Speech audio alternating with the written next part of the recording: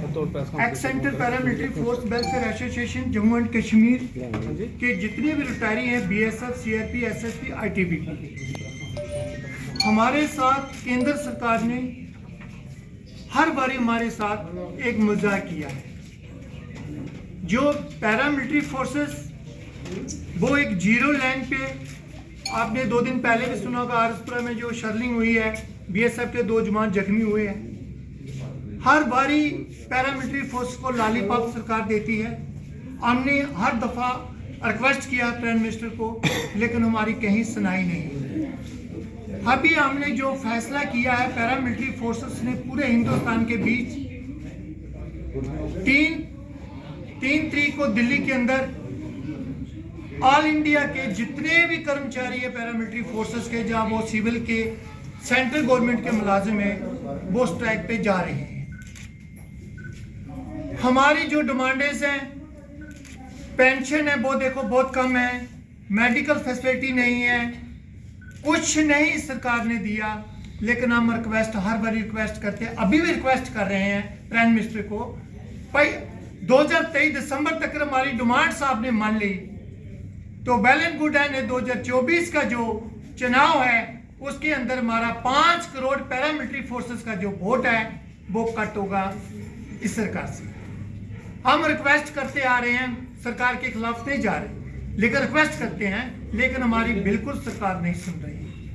आपको पूरी मीडिया को पता है बॉर्डर पे क्या होता है, आरसपुरा, अखनूर, सांबा, जे श्रीनगर में सबसे आगे पैरामिलिट्री बीएसएफ बैठी हुई है। जीरो लाइन के अंदर सियाचिन ग्लेशियर के अंदर आईटीबीपी है, अटर्नल डिप्टी जो सीआरपी है और एसएसपी जो नेपाल बॉर्डर पे बैठे हुए हैं, और सबसे ज्यादा कैजुअलिटी भी हमारी है, सबसे ज्यादा हमारी कैजुअलिटी है।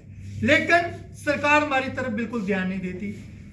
हमारे होम मिनिस्टर पे अटैक हुआ वहां पर बंगाल के बीच इलेक्शन में, उन्होंने बोला भाई मुझे सीआरपी ने बचाया, और मैं अभी पता चल गया मुझे हमारी पैरामिलिट्री फोर्सेस है, मैं इसके बारे में कुछ सोचूंगा।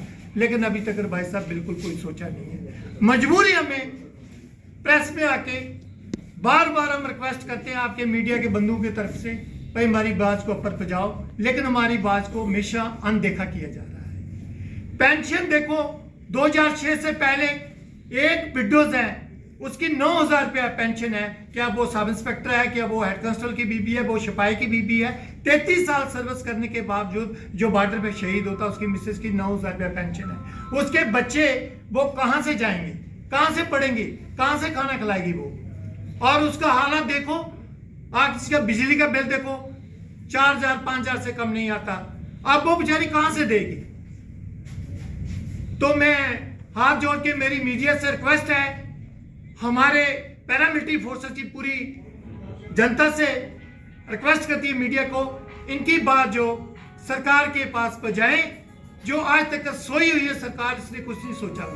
मैंने प्रेस रिलीज के बीच हर एक बात लिखी हुई है, पेंशन हमारी कितनी है, क्या क्या है। और डिफेंस फोर्सेस को जो जीरो लाइन के पीछे रहती है, जम्मू में बैठी हुई है, मीरत साहब में बैठी हुई है, बॉर्डर पे नहीं आर्मी है, आर्मी है सिर्फ सिटी के बीच जीरो लाइन पे बैठी है, वो बीएसएफ है। फर्स्ट हिट जो गोली होती है वो बीएसएफ को होती है। जहां सीआरपी जो इंसर्जेंसी के बीच, मिलिटेंसी के बीच सीआरपी के जवान मरते हैं, जज एंड के पुलिस मर रही है वहां पर। और इस सरकार ने सिर्फ हमें लॉलीपॉप दिया है। एक 15 साल जिस आर्मी का सिपाही सूबेदार जो एक 24 साल सर्विस करता है, वो उसने बॉर्डर नहीं अभी तक देखा हुआ। उसको पूछ लो, बॉर्डर के बारे में कुछ नॉलेज नहीं है। बीएसएफ का जवान एक 4th क्लास से लेके अपर तक वो 24 घंटे बॉर्डर पे रहते हैं, शाये होते हैं 24 आवर्स, और पहली गोली उन्हीं को हिट होती है दुश्मन की, और फिर भी वो छाती पर खाते हैं, लेकिन उनको कुछ नहीं मिलता ग्राउंड के बीच। हम पेपर कार्रवाई करते हैं, लेकिन हमें कुछ नहीं दिया जाता। मैं मीडिया से मेरी यही रिक्वेस्ट है, ज्यादा से ज्यादा हमारी बात को हाईलाइट करें और मोदी सरकार के पास पहुंचाएं बात को। उससे मैं रिक्वेस्ट करता हूं आपके सब मीडिया को बंधु, जितने मीडिया बंधु आए हुए हैं, मेरी हाथ जोड़ के प्रार्थना है, हमारी जो डिमांड्स है वो जेन्युइन डिमांड्स है, और 2012 की चल रही है। आज तक हमारे बारे में कुछ नहीं सोचा सरकार ने। अभी सरकार ने बोला YouTube, जितनी YouTube चैनल्स हैं उसके बीच दिया 18% एरियल हम इनको दे देंगे, और जो इनका 3.67 बेसिक पेंशन से 7th पे कमीशन की रिकमेंडेशन है, उसको हम दे रहे हैं। लेकिन जब घोषणा हुई 4% डीए की, इसके अलावा कोई घोषणा नहीं, कुछ घोषणा नहीं हुई। लेकिन प्लीज मेरी ये रिक्वेस्ट है, हमने जे प्रेस रिलीज के बीच नरेंद्र मोदी जी को रिक्वेस्ट किया है, पैरामिलिट्री फोर्स की जो जेन्युइन डिमांड है, आज से 1 साल पहले रोला पड़ा था, गवर्नमेंट ने डाला था, इनको मेडिकल फैसिलिटी हमने दे दिया है 5000 रुपया। आज तक वो पता नहीं कहाँ फैसिलिटी गई है मेडिकल की, जो हमें रिलीज किया वो कहाँ पर है, वो अभी तक कुछ नहीं, कागजों के अंदर कुछ नहीं है। उसके बाद 7th पे कमीशन के रिकमेंडेशन, सुप्रीम कोर्ट ने रिकमेंडेशन किया पर इनको 3.68 दिया जाए, जो जनरल इनकी डिमांड से हमने जो पहला फिटमेंट फैक्टर है 2.57, वो हमारी गलती है, हमारी मिनिस्ट्री ने माना, और 3.68 देना था, वो अभी तक नहीं दिया। आज से 1 महीना पहले रोला डाल दिया G2 के बीच, हर चैनल के बीच डाला हुआ है, जो नेशनल चैनल दिल्ली के बीच बैठे हुए हैं, पैरामिलिट्री फोर्स को, पूरी फोर्स को जे दे दिया, सब कुछ दे दिया, लेकिन भैया कुछ नहीं मिला। उसके बजाय गवर्नर के पास लेफ्टिनेंट गवर्नर आगे बजाए और सरकार के भी कान खुले। जब हम रिक्वेस्ट करते हैं, हमारे एमपी है, एक एमपी एक एमएलए को हम चुन के भेजते हैं 5 साल के लिए, उसके परिवार की पूरी सिक्योरिटी देती है, उसके परिवार को लाइफ टाइम पेंशन मिल रही है, हमें कुछ नहीं मिल रहा।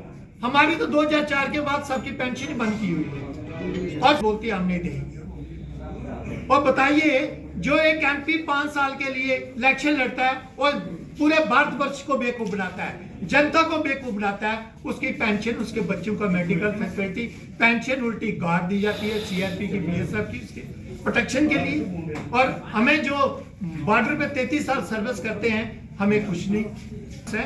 उस पे 2023 इलेक्शन से पहले से की जाए पूरी। जय हिंद, जय भारत।